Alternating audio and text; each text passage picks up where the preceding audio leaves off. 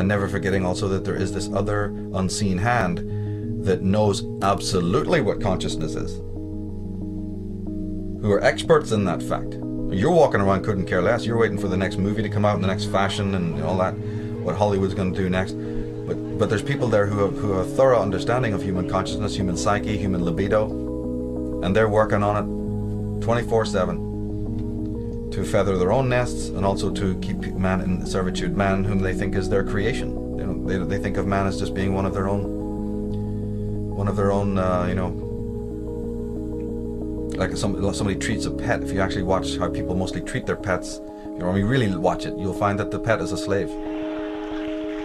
Well, we have people ruling this society who think of human beings as pets and slaves. Yeah, they provide you with some food and they take you for a walk now and again, but they basically you are a pet and you'll be told where to sit and where to go and what to do. That should be obvious to people by now. But these individuals don't really have any fear of us. Well, they do have fear of us to the extent that they know if we were awakened what we could do. I'm deeply troubled that a very vague, emotionally stated, semi-theologically defined diagnosis of the central global menace is obscuring our national ability to comprehend the historically unprecedented challenge which is being posed in our time by a massive global political awakening, and thus is obstructing our ability to deal effectively with the global political turmoil that this awakening is generating.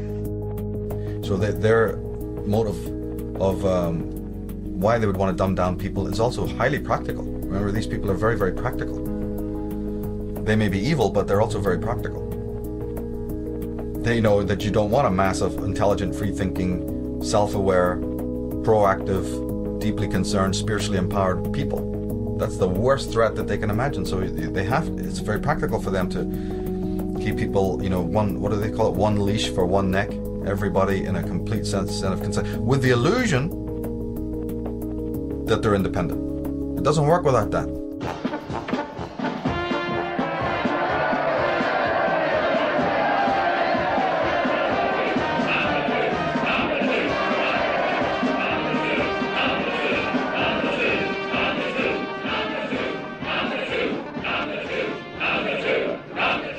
Like a unanimous majority. Exactly, that's what's worrying me. Very bad for morale. Some of these good people don't seem to appreciate the value of free elections.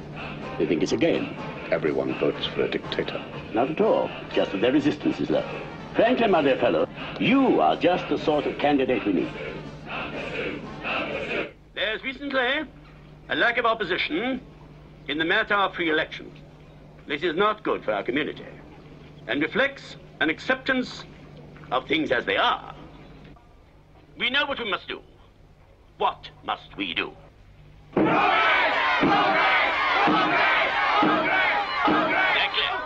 We are, however, fortunate in having with us a recent recruit whose outlook is particularly militant and individualistic. Let us hope that he will not deny his duty to the community by refusing to take up the challenge. Good people, it is my pleasure to present to you the one and only number 6.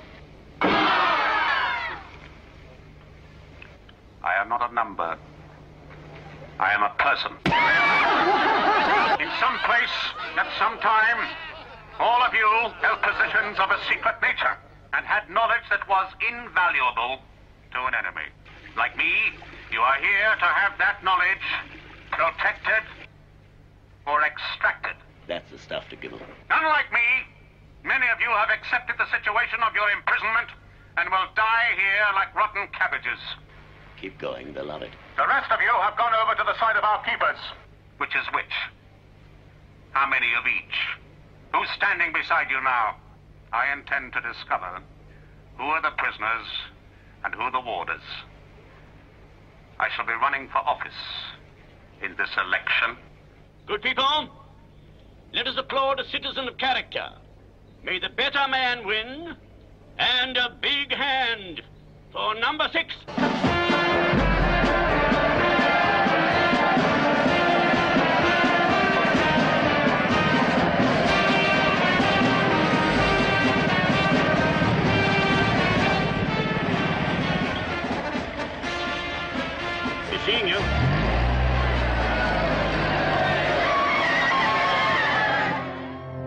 You must absolutely have the illusion of independence and self-determination.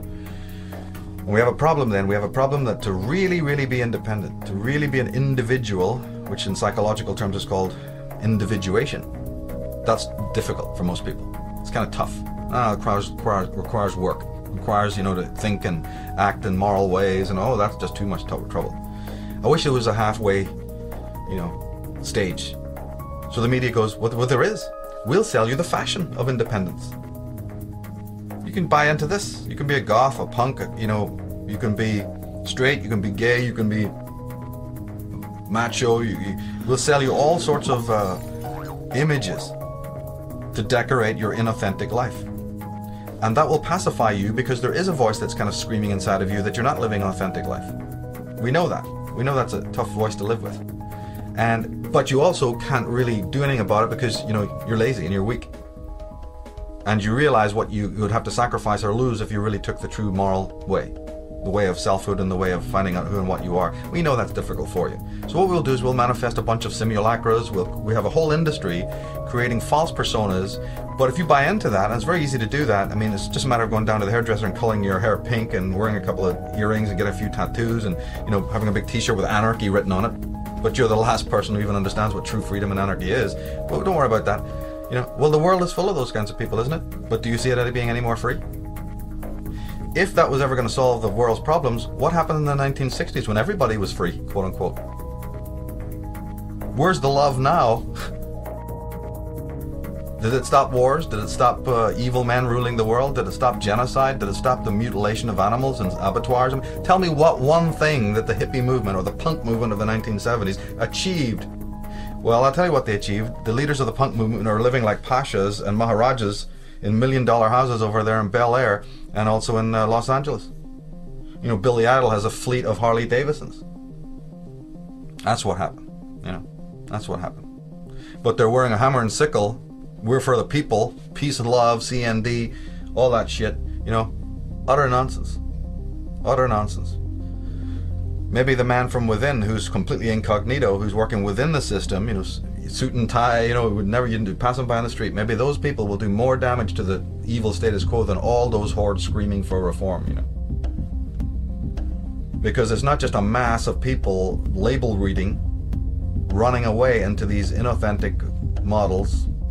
It's a small group of educated people, dedicated, passionate, absolutely zero tolerance for the lie, who are from all walks of life, who have spiritually, most importantly, that they are spiritually adept, that they understand what knowledge is. They have reverence for knowledge. They're not just trying to gain knowledge. Any idiot can do that. Gaining knowledge, well, God, the schools are full of it. No. It's a matter of loving knowledge. That's a big difference. Loving knowledge, understanding what knowledge is a whole different thing than gaining knowledge. So there's these fine lines in all of this, very fine lines. And if the knowledge has to be empowering and changing you first, how can you do anything to change another world? Or maybe you don't even have the right. Maybe we're on the complete wrong subject matter altogether. How does anyone even think that they have a right to involve themselves in the life or the lifestyle of anyone else? If you really think about that, you'll find it's pretty preposterous. But at the same time, you do have the right to fix your own life. That, at least, we know is an absolute. You have the absolute right to work on your life. You have the right to make any of the choices that you want to make. So then my work sort of really focuses on that and doesn't stray from that. If it is true that the Illuminati, the child molesting priests, the Templars, and all of these people, what would we think if it is proven or found out that each and every one of these people has the perfect right to do what they are doing, and that you in fact have really no right to tell them or anyone else what to do? What happens if that turns out to be the spiritual law, and that the only thing that you have the right to do is to change your own life regardless of what anybody else is doing? Well, then we have a problem, because the whole world is running around doing exactly the opposite. Everyone's running around fixing all of these other people and waving placards and getting reforms and getting to change this and do that, or we'll lock you up, and society will go through these cycles in which you have a little bit of good, a little bit of bad, a little bit of dark, a little bit of light. And yet the real work is about you taking care of your own house, your own garden. And if everybody did that, you know, unseen forces would come to aid. Man would, like Vernon Howard said, we can accept that God can become man to save man, but we can't accept that man can become God to save himself. It's one of the most powerful statements I've ever heard. And so what is that dependency in human beings that makes them refute that? We know that everyone listening to the sound of